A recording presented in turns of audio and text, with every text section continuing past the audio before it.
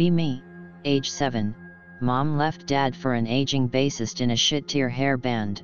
She ends up outing on heroin a few years later. Whatever, fuck her. Only child, dad raises me the best he can. Have no other family except an uncle that my dad refuses to talk to, and one grandpa in a nursing home. Be 14, grandpa dies, dad and uncle both inherit about $2 million each. Grandpa had a textile company that he sold, if you are wondering how he got rich. Saw uncle around that time because him and dad had to get all the shit in order with the grandpa situation. He's glad to see me, we talk and catch up a bit. Dad still hates his guts, but he never says why. He just mumbles under his breath as he changes the subject or pretends he needs to go do something around the house. I don't really ask about it anymore, but I did hear that my uncle did good with his money and started buying up land. Fast forward to HS, we find out dad has cancer in his throat. Try to be optimist, but it doesn't look good. Use up a lot of the money on treatment. I postpone going to college to stay with him so he isn't alone. Ends up dying when I'm 21, I have a little uncle 10 grand in the house after all is said and done.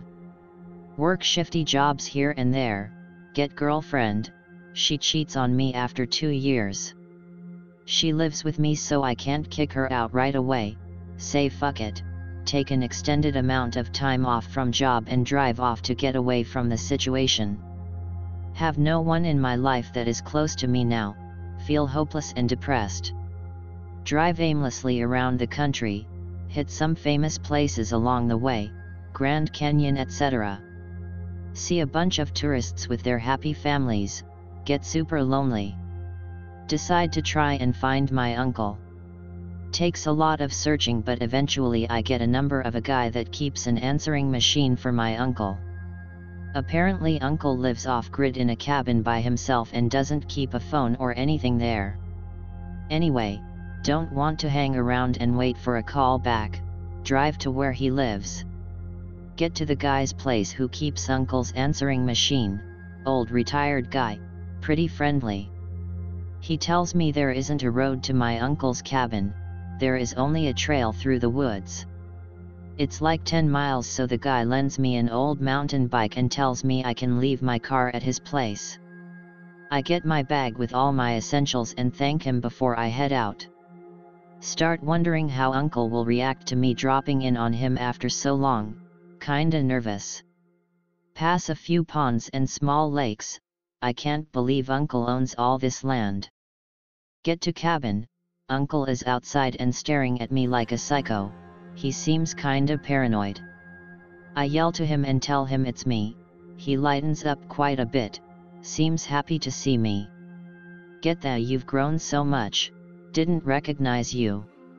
Get inside and we start catching up, he makes some food.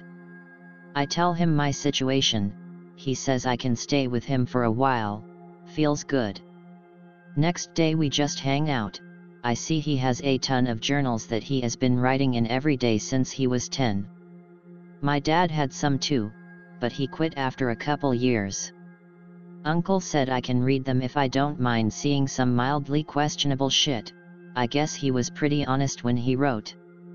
Spend a lot of time reading those journals, learning more about my dad's family. Eventually I want to get some stuff that my uncle didn't have at his cabin, mainly beer. In the morning go back to the car and head to nearest place for some supplies, shitty gas station. Get back and ready to hit the trail again, old man comes out and I talk to him a bit more. He asks about family history, tell him dad and uncle didn't get along. He tells me that it might have to do with the lake disappearance. What disappearance? Apparently a long time ago this area was a popular camping and canoeing spot. People would pay like a regular campground and carry their canoes in there. Uncle used to live in a different spot, and he would come here every year when he was younger. Old guy tells me that one year a dude disappeared there, his tent was all torn up and there was blood everywhere. Only other person on record that was there at the time was my uncle. There was an investigation and everything. My uncle got cleared eventually, and the dude was never found. I asked the dude what he thinks happened, and he says he has no idea, and that I should ask uncle what happened. This was really unnerving at the time. I figured this is why my dad broke off contact with my uncle. Head back to uncle's with the beer and other goodies. Not gonna lie, that information changed my image of my uncle. Decide not to bring it up right away, but I really want to know what his story is. We drink beer and just hang out outside. I ask him if I can take out the canoe the next day. He says sure, but I can only go in specific spots. Don't bother asking why. He starts to make something for us to eat. I sit and read more journals. Decide to try and find the journal for the year that the disappearance happened. Start going through it when I get to a spot that had like 5 pages ripped out, and the way it looked seemed like my uncle had done it recently. All the other journals that I looked through had all their pages, so I was pretty sure he did this at some point after I took an interest in the journals. I decide not to bring it up. We eat and hang out some more and go to sleep. The next day I want to head out in the canoe and paddle around a bit. He gives me some pointers and tells me to stay only on this one lake. Okay, sure. I paddle around for a while, hugging the shore mostly, kinda scared to go into deeper water. Eventually lose sight of cabin. It's a nice day, lots of wildlife. I see an odd-looking area offshore. There are a bunch of chopped down trees and it's really overgrown, but it looked like something used to be there. I decide to check it out and find out that it's an old overgrown trail. Also, it looks like someone tried to cover it up with logs and debris to hide it. Too curious to leave it alone, get out and walk through the thick vegetation. Follow what is left of the trail for about a quarter mile. Come out to a different lake. It is dead quiet, no wind, no animal sounds, no bugs. Get a super weird feeling like someone is watching me. Start walking out on the rocky shore. Realize it's way too quiet here, even the water seemed to be too still. Decide to go back to the canoe and head back to the cabin. Uncle is out and waves to me, asks me how it was. Tell him it was fun. Ask him about the other lake. His face goes blank as he looks off in that direction. Says he told me not to go to any other lakes. I tell him I just walked there, I didn't take the canoe over. He tells me to never go there again, or I would have to leave. He tells me he doesn't want me going in the canoe again. He seems pissed. Okay, whatever. He disappears for a while. I decide to get more beer. Get back to cabin and uncle still isn't there. I decide to hold off on the beer and make something to eat. Uncle gets back and he is pretty quiet. Things are kinda tense. I just end up sitting around till bedtime. Next day uncle is in a better mood, apologizes for being a dick. We start drinking beer. He goes through most of them and loosens up a lot. I guess he really needed to take the edge off. I ask him why dad and him never got along. He just kinda brushes it off. I ask him if it is to do with the incident on the lake. He gets quiet for a moment and asks me what I know about it. I tell him what the old guy told me. He gets quiet for a really long time and just stares off in the direction of the lake with the overgrown trail. Maybe it was because he was drunk, or maybe it was because he was tired of keeping it to himself. But he told me where he hid the missing journal pages. He told me to make of it what I wanted, but that what he wrote was the truth. He got up and went for a walk. I went to the spot in the cabin where he hid the pages and started reading them. First page is from the day before his trip out. It didn't really have anything too interesting on it. Mostly a list of all that he took on his camping trip, and what he ate and the weather, which he documented every day. The next 2 pages were from the same day, they were about him arriving at the park hoping he was the first person there that season so that he could camp wherever he wanted.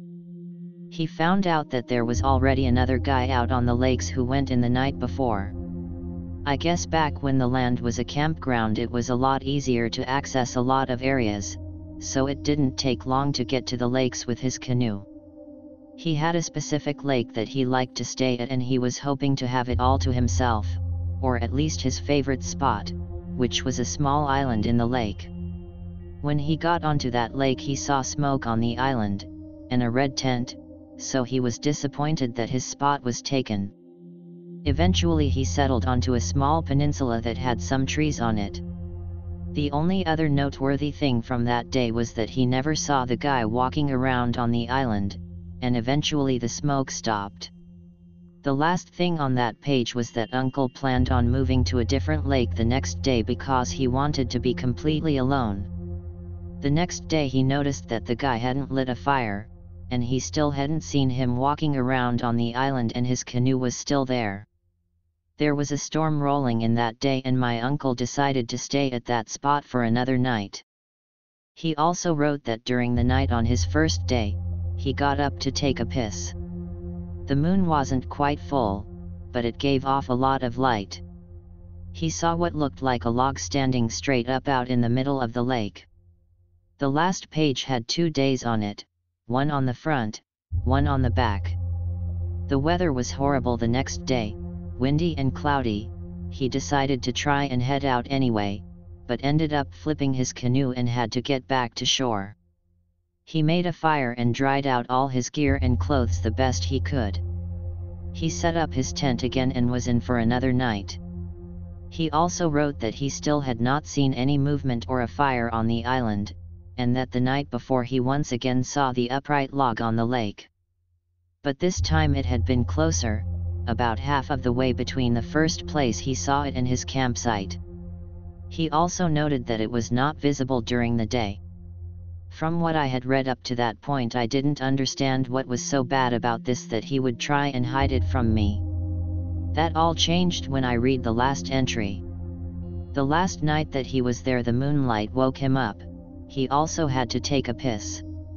He got out of the tent in the cool night air to complete silence. The only sound was the faintest lapping of the water on the shore. As he was relieving himself he noticed how calm and glassy the lake was, and then he saw it. The thing that he thought was a log stood at the very end of the peninsula. Now that it was on land he could tell that it was alive, a pitch-black figure almost 7 feet tall, wearing what looked like wet robes. He crawled back into his tent, his heart racing, and pretended like it wasn't there. Then he heard the voice of a child in distress, "Can you help me? I'm lost," followed by a low giggling and random whispers around the tent. "Shoo, don't wake him," then more giggling. This went on for what seemed like an eternity, the sounds of footsteps all around the tent, giggling and shushing. Just before dawn he heard what he presumed to be the figure wading back out into the water. As soon as it was light out he was already packing his things and heading back the way he came in, but first he paddled up to the island, to see if there was anyone there. All he saw were the remains of the first fire, the tent torn apart on one side, blood everywhere, and strange symbols drawn on a big boulder. He reported the missing man, but he never told anyone about what he saw that night. After I was done reading I just sat there until my uncle got back from his walk. "It's still out there," he said as he looked towards the lake. He said that he bought up the area over the years, and tries his best to keep people off of that lake. He says it's cursed. That didn't stop me from going back once more to see it, but that's a story for a different time.